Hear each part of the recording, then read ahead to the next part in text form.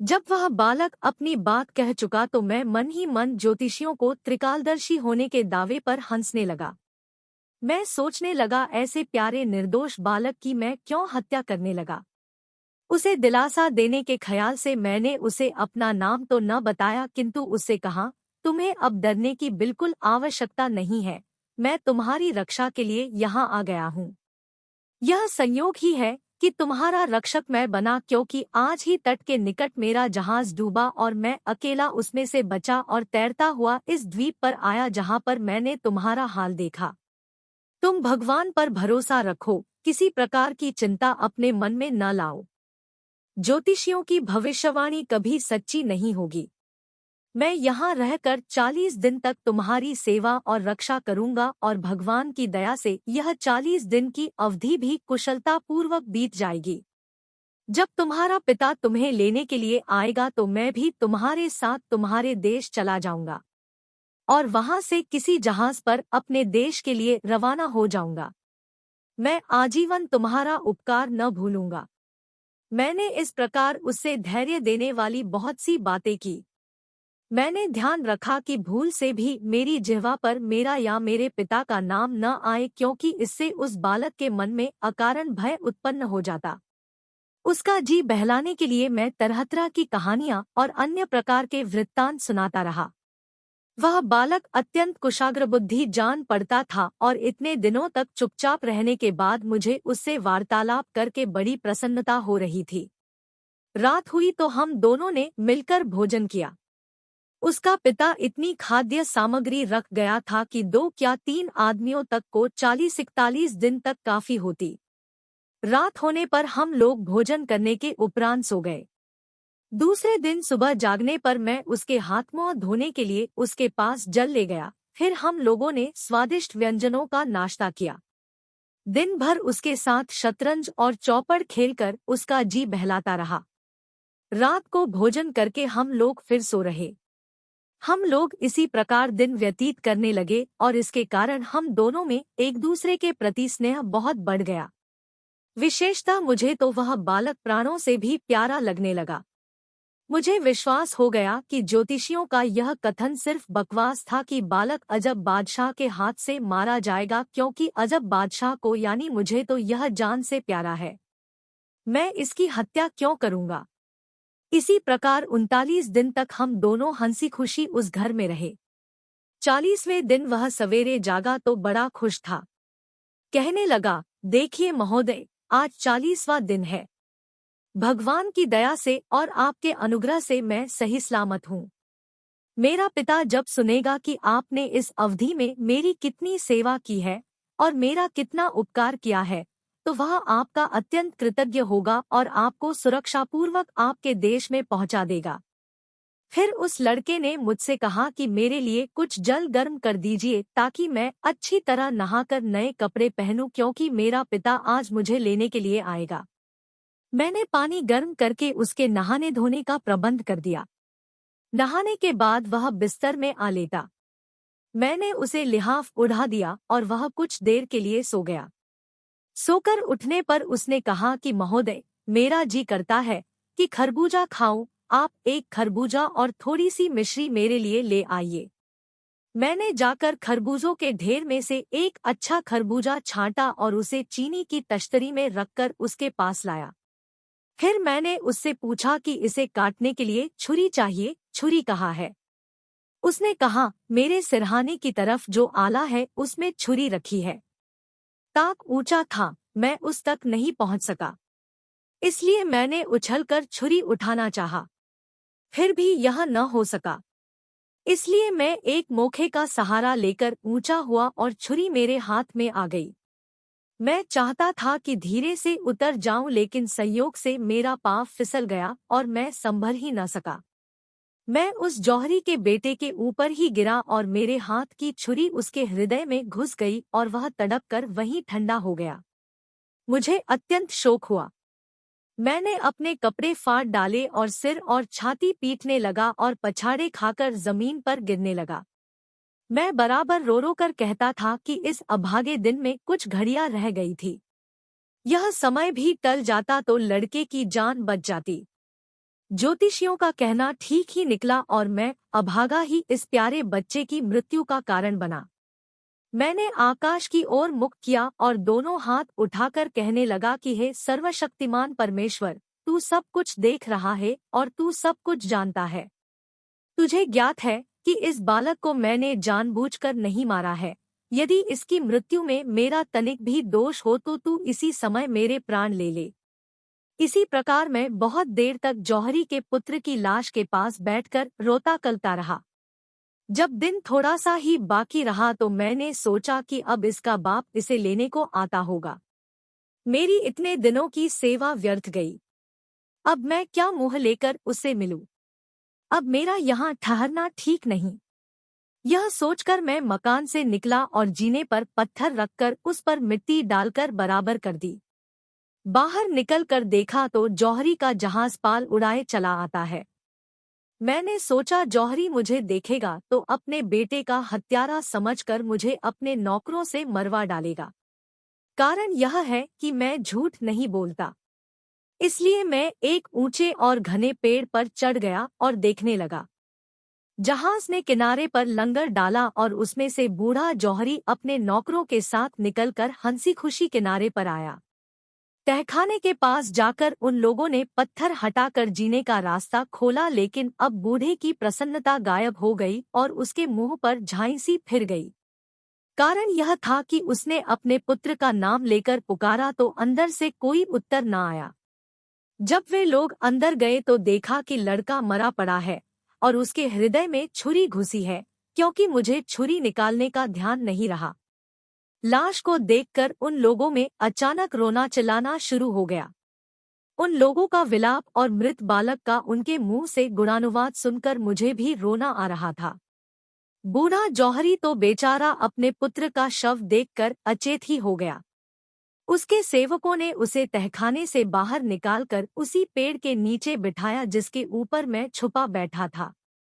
फिर वे लड़के की लाश को बाहर लाए, उसे नहलाया और सफेद कफन पहनाया और कब्र खोदकर उसमें लाश उतार दी। लड़के के पिता ने, जो इस बीच बराबर रोता रहा था, 3 बार कब्र में मिट्टी डाली और फिर उसके सेवकों ने कब्र को मिट्टी से ऊपर तक भर के बराबर कर दिया। इसके बाद वे लोग तहखाने में गए और वहां से बची हुई खाद्य वस्तुएं और वस्त्र बाहर लाकर जहाज पर ले गए।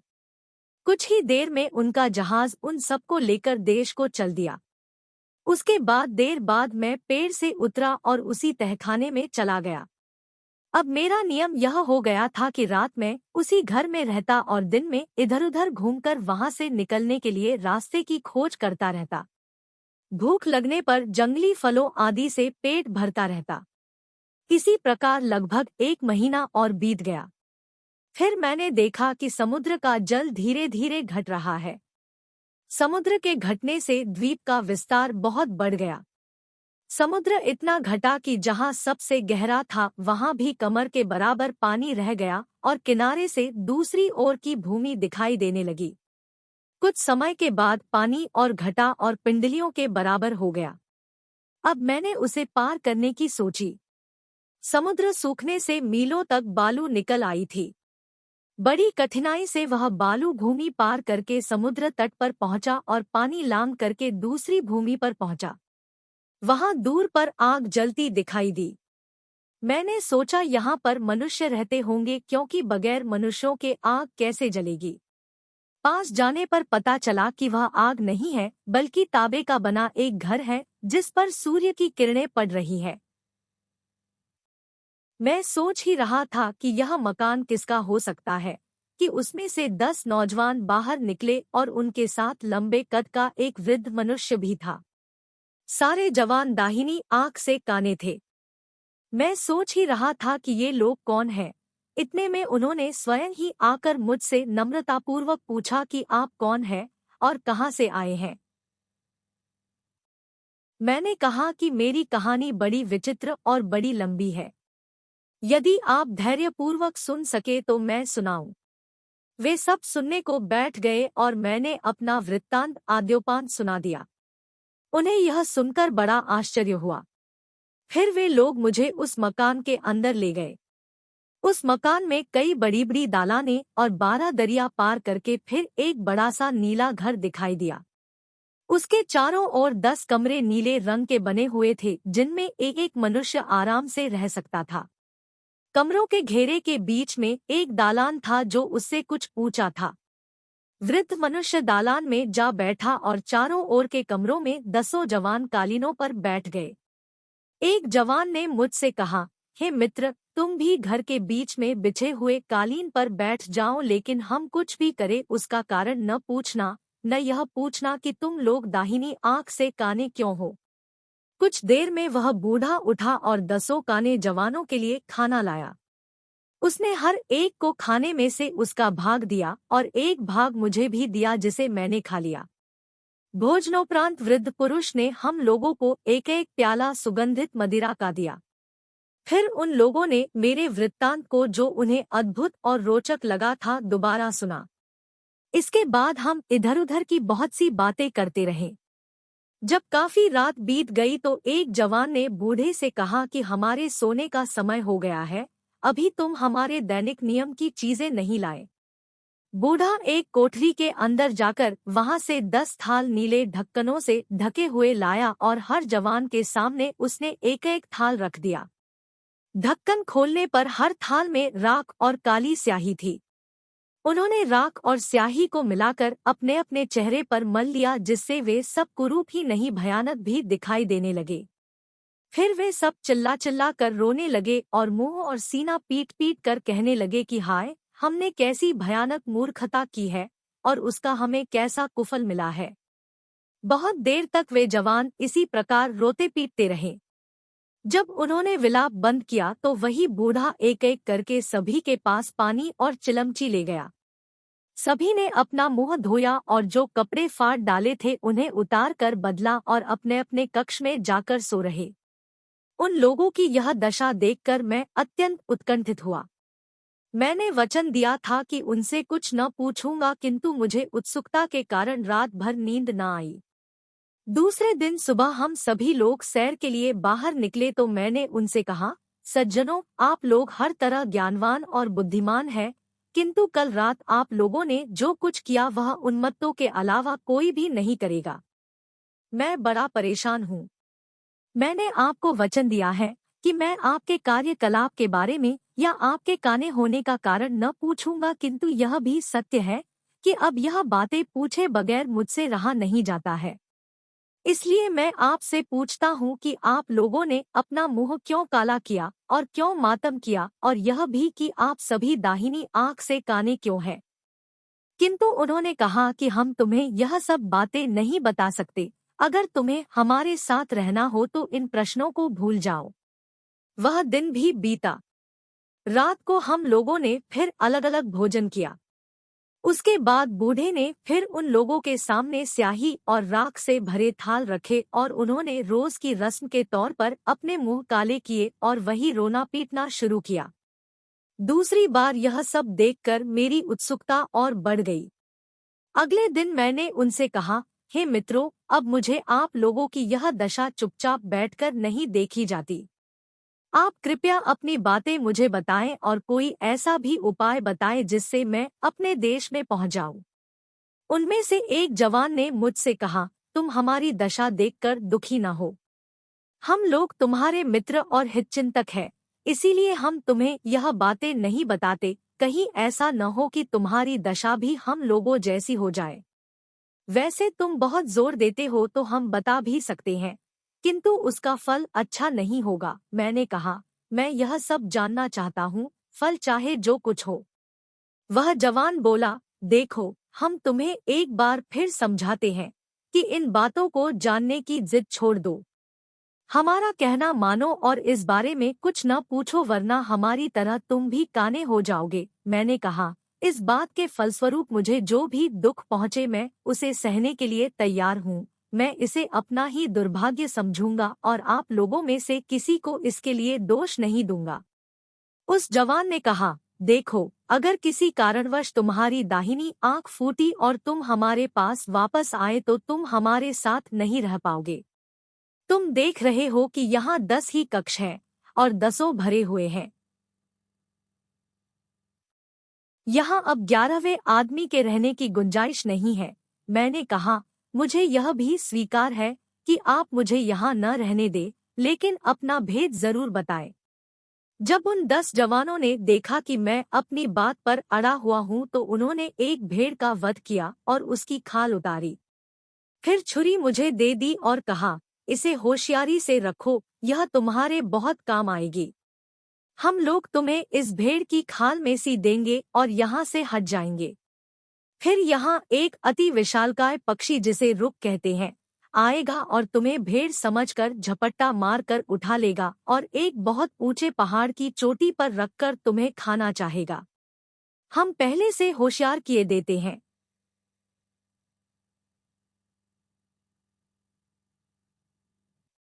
ज्यों ही तुम्हें मालूम हो कि जमीन पर रखे गए हो, इसी छुरी से खाल को चीरकर बाहर निकल आना और जोर से चीखना। रुक पक्षी इससे डरकर भाग जाएगा। इसके बाद तुम निर्भय होकर आगे बढ़ जाना। कुछ दूर चलकर तुम्हें आलीशान महल मिलेगा। उस महल पर ऊपर से नीचे तक हर जगह सोने के पत्थर मढ़े हैं और जगह जगह पर बड़े सुंदर ढंग से हीरे और दूसरे रत्न जड़े हुए हैं। तुम निर्द्वंद्व रूप से मकान के दरवाजे से, जो हमेशा खुला रहता है, अंदर चले जाना। हम सभी एक एक करके उस मकान में रहे हैं, किंतु उसमें क्या होगा यह बताने की जरूरत हम नहीं समझते और जो कुछ हमारे साथ हुआ वह भी नहीं बताएंगे, क्योंकि हमारी दशा ऐसी नहीं है कि उसके कहने सुनने से खुशी हो। तुम स्वयं ही वह सब देख सुन लोगे। यह जरूर कहते हैं कि हमारी तरह तुम भी दाहिनी आंख से काने हो जाओगे।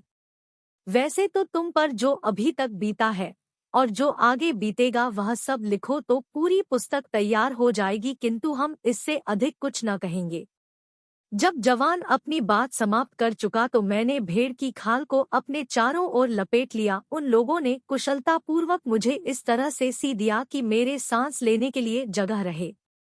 मुझे इस प्रकार सीकर और जंगल में रख कर वे घर के अंदर चले गए। थोड़ी ही देर में रुख नामक विशाल पक्षी आया और भेड़ समझकर मुझे झपट्टा मारकर पंजों में दबाकर ले उड़ा और एक ऊंचे पहाड़ की चोटी पर ले जाकर रख दिया। नीचे जमीन लगते ही मैं छुरी से खाल फाड़कर बाहर आ गया और चीख मारी। पक्षी यह देखकर डरकर उड़ गया। मैं वहां से बताए हुए मार्ग पर चल दिया और तीसरे पहर के लगभग महल तक पहुंच गया। जैसा सुना था उससे भी अधिक अच्छा उसे पाया। खुले दरवाजे से अंदर पहुंचा तो अंदर एक और शानदार चौकोर मकान देखा जिसके चारों ओर 100 द्वार थे। एक द्वार स्वर्ण का था और 99 चंदन की लकड़ी के थे। अंदर कई सुसज्जित वाटिकाएं और गृह थे।